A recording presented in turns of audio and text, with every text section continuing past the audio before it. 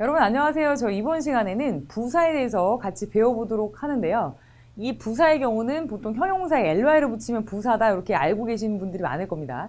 실제로 모두 ly가 붙은 것들이 부사다라고 볼 수는 없지만 대부분의 형용사에 ly가 붙으면 보통 부사로 만들어지는 것이 맞습니다.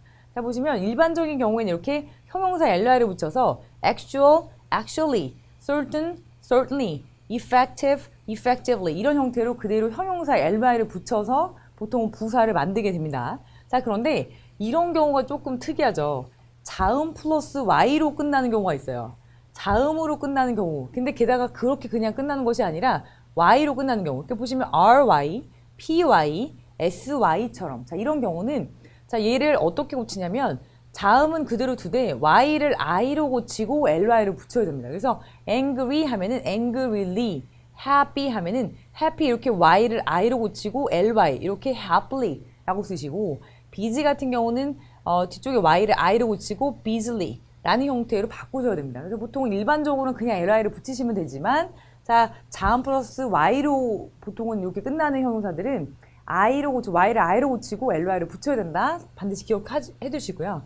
자, 두 번째 포인트를 보시면 형용사를 부사로 만드는 법 두 번째입니다.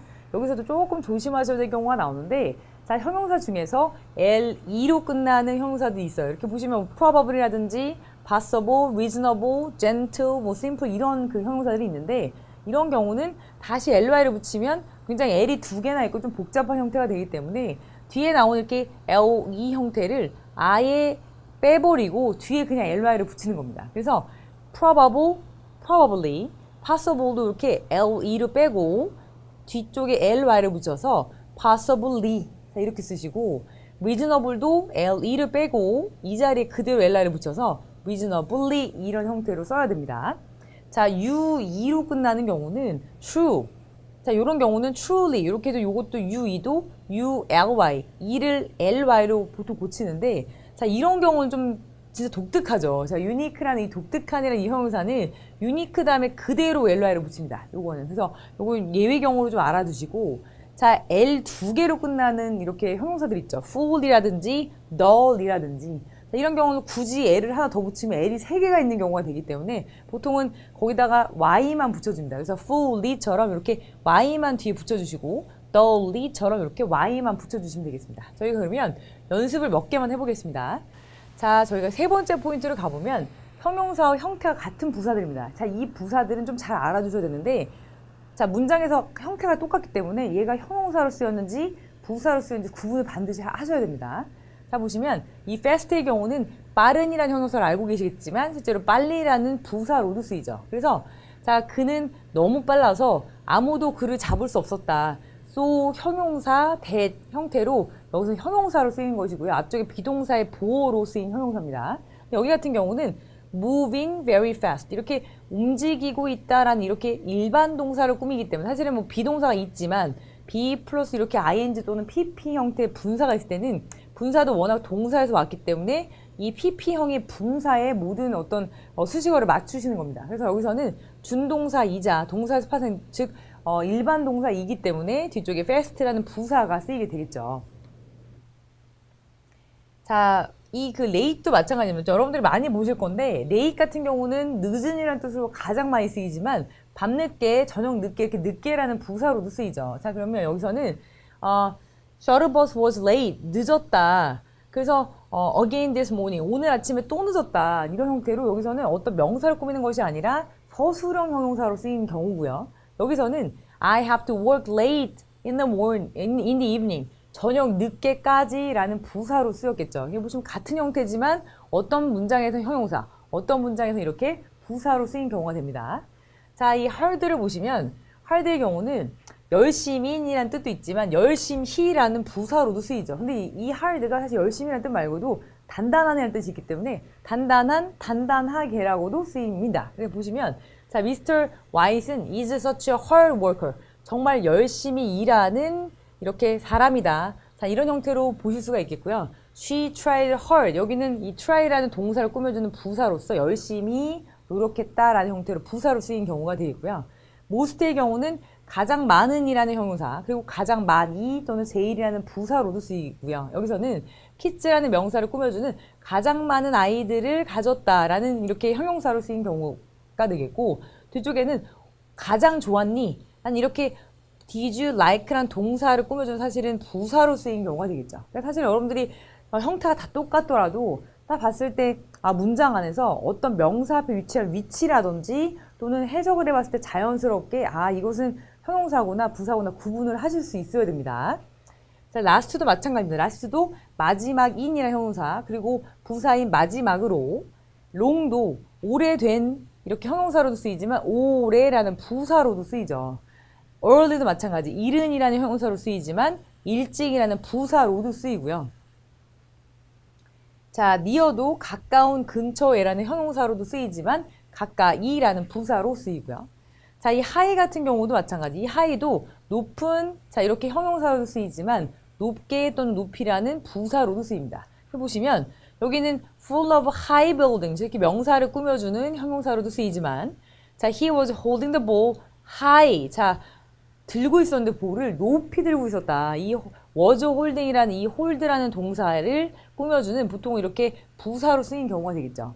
자, 그리고 right 같은 경우도 옳은, 자, 이런 형태로 형용사로 쓸 수도 있지만 바르게, 바로, 곧이라는 부사로도 가능합니다. 그래서 지금 나오는 좀 여러 가지 이 그 단어들은 형용사로도 쓰이고 부사로도 쓰이기 때문에 문장에서 여러분들이 잘 구별을 좀 해보시는 연습이 필요한데요. 자, 그 프랙티스 저희가 한번 여기 3번을 같이 풀어보도록 하겠습니다. 자, 다음 포인트를 보시면요. 형용사 형태 부사에 ly를 붙이면 다른 뜻이 되는 부사가 있습니다. 별표를 77억 7천만 개를 치고 반드시 알아두셔야 되고요.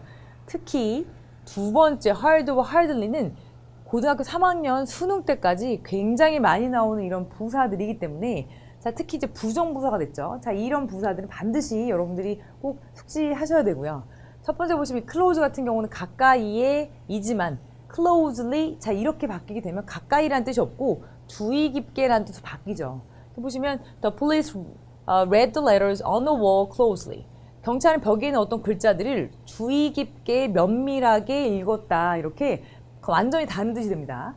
hard도 마찬가지죠. 열심히 또는 딱딱하는 뜻이지만, 자, 이것이 ly를 붙였을 때는 완전히 다른 뜻이 되죠. 이 hard 자체도 부사로 쓰일 수 있는 이런 단어인데 ly를 붙여서 다른 부사가 되면 뜻이 완전 달라지죠. 거의 뭐뭐 하지 않는 이라는 이렇게 부정부사가 되는데요.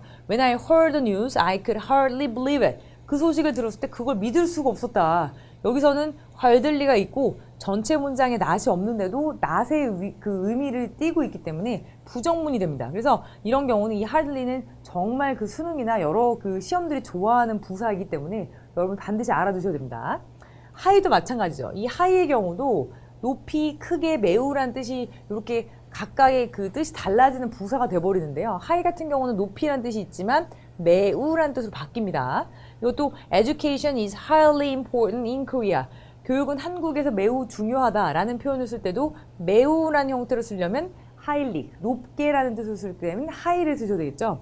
late 같은 경우도 늦게라는 뜻으로 이렇게 쓰이지만 lately 하면은 늦게라는 뜻이 없고 최근에라는 뜻이 있고요. near의 경우도 near 하면 가까이라는 이런 그 부사가 있지만 nearly 하면 이것도 거의라는 뜻으로 뜻이 완전히 바뀝니다.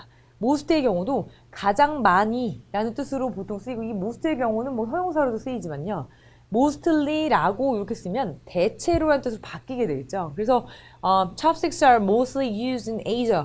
젓가락은 대체로 아시아에서 쓰였다. 자, 쓰인다. 자, 이런 형태로 지금 쓸 땐 대체로라는 뜻으로 부사의 뜻이 바뀌어서 쓰이게 됩니다. 자, 저희 이제 두 번째 포인트를 가보시면 여러 가지 부사 용법인데, 첫 번째 저희가 빈도부사를 배웁니다. 이 빈도부사는 어떤 것이 일어나는 빈도를 나타내는 부사들인데, 보시면 이렇게 100%부터 0%까지 맨날 일어나는 것과 절대 안 일어나는 것, 그 중간에 종종 일어나던 또는 드물게 일어나던 조금 더 많이 일어나던, 자, 이렇게 빈도를 나타내는 부사들입니다. 이 부사들은 사실은 제일 중요한 것이 이 빈도부사의 위치입니다. 그래서 빈도부사가 보통 여러분들이 often이냐, sometimes나 이런 것들을 보통은 묻진 않고요. 자, 이렇게 일반 동사 앞이나 비동사나 조동사 뒤에 위치한다, 이렇게 위치하는 위치, 어떤 위치가 중요한데, 보시면 일반 동사 앞이니까, 자, 이렇게 여러분들 쓰실 때 일동 앞, 비조 뒤. 자, 보통 이런 형태로 좀 간단하게 외우세요. 그래서 일동아, 비조 뒤 이렇게 기억해 두시고 일반 동사 앞에 비동사, 조동사 뒤에 온다라고 보셔야 됩니다. 보시면 일반 동사 같은 경우는 자, 여기 보시면 고라는 일반 동사가 나왔죠. 일반 동사 앞에 오기 때문에 always, often 어떤 뜻이든 간에 이렇게 빈도부사들은 일반 동사 앞쪽에 오고요. 비동사 뒤쪽에 오죠. Mr. Lee, usually 이렇게 비 뒤쪽에, rarely 비 뒤쪽에 이렇게 오고요. 조동사의 경우도 비동사처럼 뒤에 오죠. 자, she, might, sometimes, never 이렇게 sometimes나 never 같은 이런 빈도부사들은 조동사 뒤에 옵니다. 그래서 보시면 비동사하고 조동사는 좀 동사의 힘이 좀 세다라고 보시고 동사의 앞쪽에는 부사가 올 수 없다. 근데 일반 동사의 경우는 보통은 목적어를 보통 뒤에 가지고 있기 때문에 그 사이에 보통 일반 동사랑 목적어 사이에 오게 되잖아요. 만약에 뒤에 오면. 그래서 목적어를 방해하기 때문에 위치를 방해하기 때문에 보통은 좀 동사가 힘이 없다라고 보셔도 되지만 목적어와 동사가 붙어 있는 것을 떨어뜨리지 않기 위해서 일반 동사 앞쪽에 온다라고 보시면 되겠습니다.